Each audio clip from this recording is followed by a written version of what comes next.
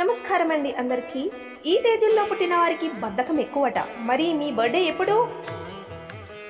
Numerology ప్రకారం ఈ సంఖ్య ఉన్న కొంతమంది జీవితంలో సోమరితనం కారణంగా అనేక సమస్యలను ఎదుర్కోవాల్సి ఉంటుంది.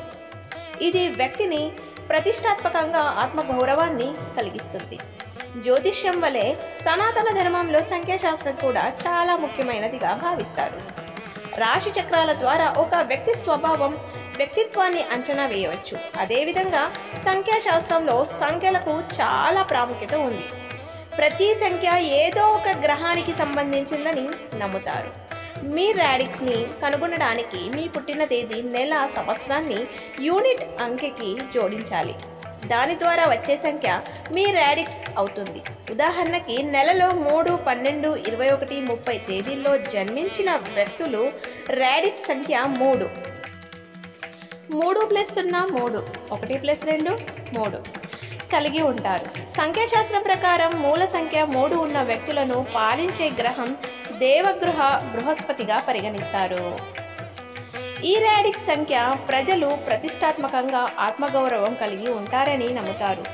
వారు తమ సొంత నిబంధనల ప్రకారం జీవితాన్ని గడపడానికి ఇష్టపడతారు. వారి జీవితంలో ఇతరులు జోక్యాన్ని అస్సలు ఇష్టపడరు. వారు అద్భుతమైన వ్యక్తిత్వం కలిగి వ్యక్తులు, కానీ కొన్ని లోపాల వల్ల జీవితంలో అనేక సమస్యలను ఎదుర్కోవాల్సి వస్తుంది. పుట్టిన తేదీ 3వ సంఖ్య ఉన్న వ్యక్తుల లక్షణాలు ఎలా ఉంటాయో ఇప్పుడు మనం తెలుసుకుందాం.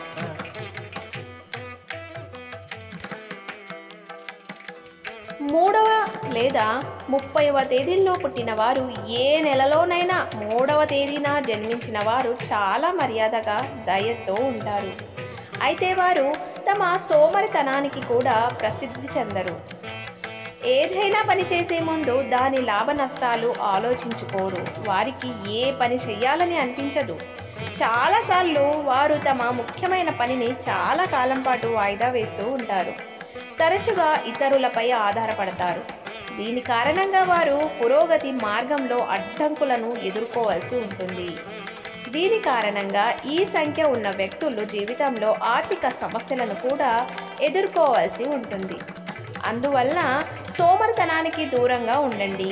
మీ లక్ష్యాలపై దృష్టి పెట్టాలి. వాటిని సాధించడానికి ప్రతిరోజు కృషి చేయండి. దీనివల్ల మీరు మీ కెరీర్లో గొప్ప విజయాలు సాధిస్తారు.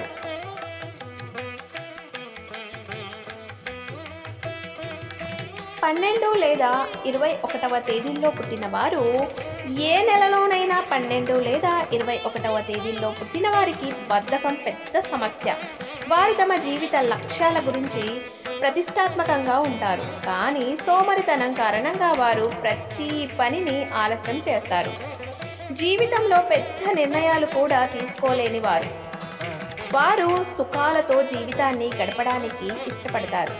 వారి కంఫర్ట్ జోన్ నుండి బయటకు వెళ్ళడానికి ఇష్టపడరు. ఇది కొన్నిసార్లు వారి జీవితంలో వైఫల్యానికి కారణంగా మారుతుంది. స్వతహాగా ప్రశాంతంగా, ఉల్లాసంగా ఉండటమే కాకుండా జీవితంలో కాస్త చురుగ్గా మారితే ప్రతి పనిలోనూ ఆశించిన విజయాన్ని పొందడం ప్రారంభిస్తారు. ప్రజలు తమ ప్రతిభను గుర్తించి సమాజంలో ప్రశంసలు పొందుతారు.